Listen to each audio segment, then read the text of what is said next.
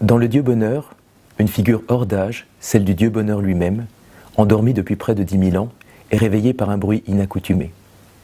Il tombe sur terre, au milieu des ruines de la guerre et de la misère, et dialogue avec des paysans, des enfants, des soldats morts, des travailleurs aliénés et des mendiants.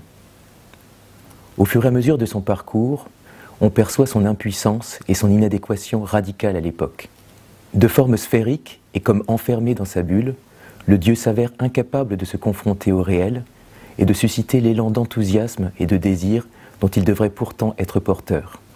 Là où l'histoire a devancé l'expérience et où les individus sont devenus des brindilles emportés par le flot des événements, il n'y a pas non plus d'avenir et encore moins d'attente, de perspective pour le bonheur. La pièce est elle-même le résultat d'un étrange parcours.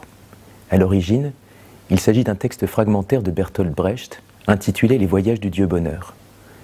Projet interrompu et repris par Heiner Müller à la demande de Paul Dessau qui souhaite en faire un opéra. Müller travaille entre 1958 et 1975 sur le livret, dans le contexte étouffant de la RDA de l'époque. L'écriture de Müller, plus encore peut-être que le travail de Brecht, met en évidence les problèmes que pose l'irruption de cette figure au sein d'un moment historique auquel elle n'a peut-être plus grand-chose à dire et auquel elle peine à inspirer quoi que ce soit en raison de son inadaptation fondamentale, irréductible. C'est de même à une sorte d'impossibilité que Müller se heurte rapidement. Que faire de la figure de ce Dieu face aux échecs politiques de l'Occident et face à la désillusion qui fait suite à la croyance dans le progrès? Comment faire d'ailleurs du Dieu bonheur une œuvre véritablement achevée? Alexis Forestier est un poète, musicien, comédien et metteur en scène, issu de la scène musicale alternative. Après des études d'architecture, il participe à la fin des années 80 à la création d'un groupe musical, les Endimanchés, qui s'inspire à la fois de la musique industrielle bruitiste, du rock et de la chanson populaire.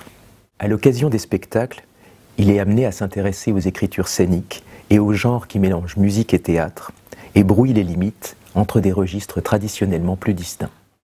Le travail théâtral actuel se développe dans le sens de projets s'apparentant à du théâtre-concert qui puisent dans de nombreux registres, de la musique populaire à la musique savante, toujours étroitement liée à l'approche dramaturgique des textes. Alexis Forestier et la compagnie des Endimanchés travaillent donc à la lisière, questionnent le théâtre et la représentation dans ce qu'ils ont de plus problématique et proposent des formes, non pour tenter de reconstituer la cohérence d'une œuvre et rassurer le public par une forme close, mais pour essayer de montrer le désordre du monde, la difficulté de vivre, l'instabilité et l'intranquillité chronique dans un amphithéâtre total. La compagnie a commencé à travailler, en 2014, sur les textes de Bertolt Brecht et de Heiner Müller, en revenant aussi bien sur le contexte dans lequel s'est élaborée l'écriture que sur les brouillons de structure des voyages du Dieu bonheur. Ceci a permis d'opérer une sélection et de construire une conduite pour l'ensemble de la pièce. Les musiques ont été composées par Alexis Forestier et participent de la structure dramaturgique du spectacle, envisagée sous l'angle de sa dimension opératique, avec des approches mélodiques et rythmiques du texte, des motifs et des transitions musicales. Au plateau, on retrouve donc 3 comédiens, une violoncelliste improvisatrice et un musicien multi-instrumentiste qui chacun participe pleinement du dispositif scénique et musical. Le spectacle en lui-même s'articule en 2 moments, qui mettent d'abord en scène les tribulations du Dieu bonheur, pour revenir ensuite sur ces chambres du temps que constituent les brouillons et ébauches successives de Brecht et Müller, ainsi que divers autres textes, comme matériaux extrascéniques.